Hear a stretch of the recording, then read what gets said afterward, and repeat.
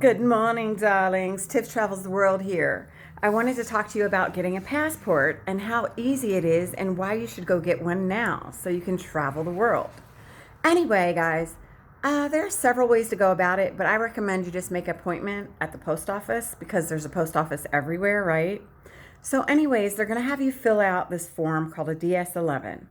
And they're probably going to want you to have your birth certificate and your license or, just forms of identification that lets them know that you are an American citizen. You're going to need about $195 to cover all the fees, and it's going to take about 4 to 6 weeks to get there. They will charge you a little bit more for photos at the post office, but you can get them beforehand at like Walgreens or something like that. Just go and say, I need like 2 passport photos. You know what I mean? So, anyways, it's pretty easy. There's only a couple places that will deny you entry with a felony, and those are basically for certain things, for certain crimes that are heinous crimes like rape, kidnapping, selling drugs, assault, animal cruelties on there, cybercrime, and tax evasion. So, I mean, you could just try and see what happens, is all I'm saying. And then there are certain countries that don't allow you if you are a felon.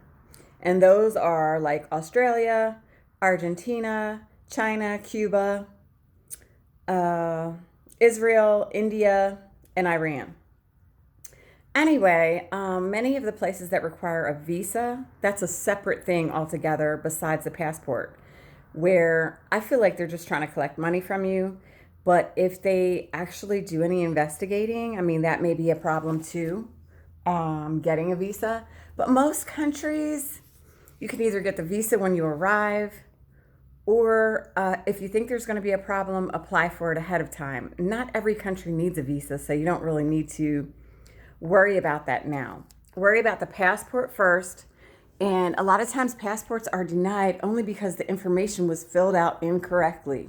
So keep your receipt, stay on top of it, and if it doesn't come within the 4 to 6 weeks, then you'll be able to go online and research what the problem is.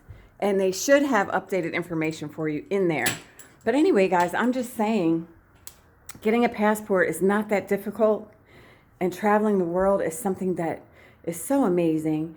It feeds your mental health. Going to these different countries, I will tell you, I started traveling so much because I was in the military initially. Then I retired and I was like, this is a great life, a great lifestyle. And you learn so much. It's like I could write the books that other people are reading and give them my story. You know how they always say history is like his story? Well, you can write your own story. You can educate yourself. You can learn different languages. You can see firsthand what's actually going on. And I feel like I don't have as many stereotypes about people. I don't judge as much because you get to see firsthand how these people are in other countries.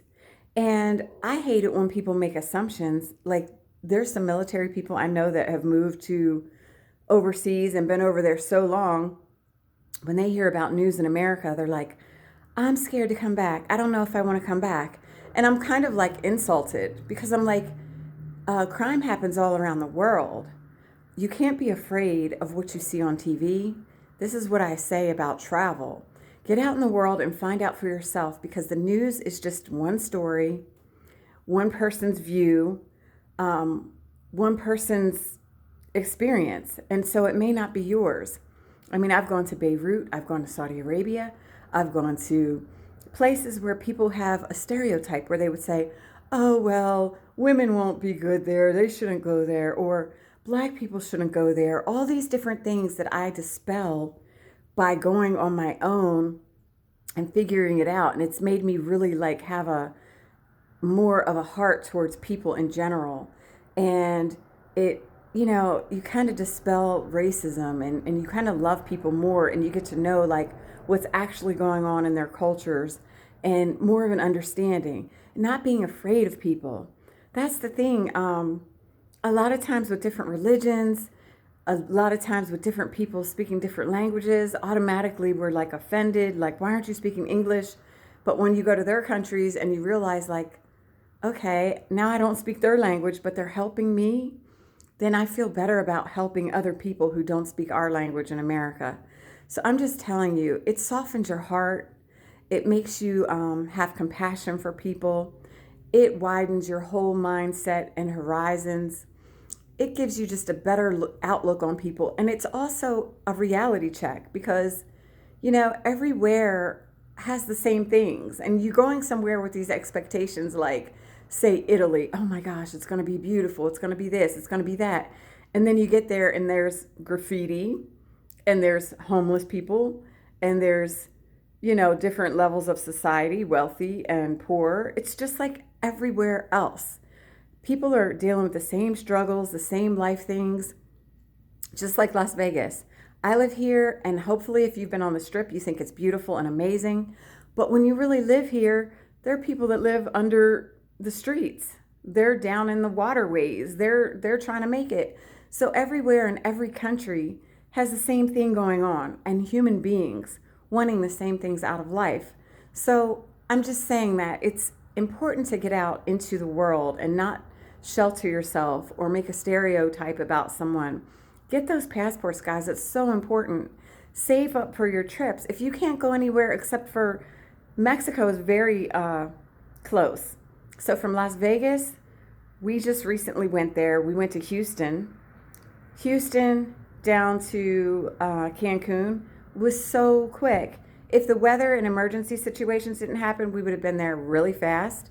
But I'm telling you, just get out. Like right now, how it's freezing cold. This was a time that we took to go to Mexico, and it was 85 degrees. We're lying on the beach. We're like relaxing, stress-free.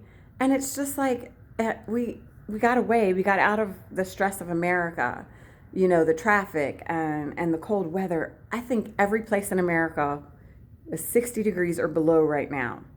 And to go over there and just be on the beach, what a break, guys. So I'm saying, if you can just jump on a flight and go somewhere, and I'm not like super duper rich, so don't think that either. I go on Priceline. I look for my flights. They're discounted on there. No, I don't work for Priceline. I'm just saying Priceline will have discounted fares. And check from day to day. It used to be if you booked on Tuesday and Thursday, you could get a better rate. But now after COVID and all these bankruptcies and all these changes going on with the airlines, I can't recommend, any specific rhyme or reason to get a deal. But I will say Priceline has the best deals right now. Hotwire, if you want to rent a car, is what I recommend. And just getting out there and not being afraid, guys. Don't be afraid. Learn a couple words from wherever you're going. Important words, I'm saying like the bathroom, el baño in Spanish. Learn a couple things like that so that you're safe. Please, thank you, hello, goodbye. Things of that nature. And everybody's got their phone at their fingertips nowadays. And there's, different apps to help you speak a different language. So I'm just telling you, as Tiff travels the world, I've been all over the world. And although I've been to probably almost every continent, I'm going in. I mean, I want every state. I don't know if it's going to be impossible because you only have a certain amount of time in your life. And I have to balance that with my real life. But I'm Tiff Travels the World. Follow me, guys, and check out my journeys. I'm going to Colombia in a couple weeks. And then in March, it will be Tanzania. Tanzania, for instance, the visa requirement, you can get it once you arrive for like $100 and fill it out. Or I could go through the hassle of going online and getting an e-visa.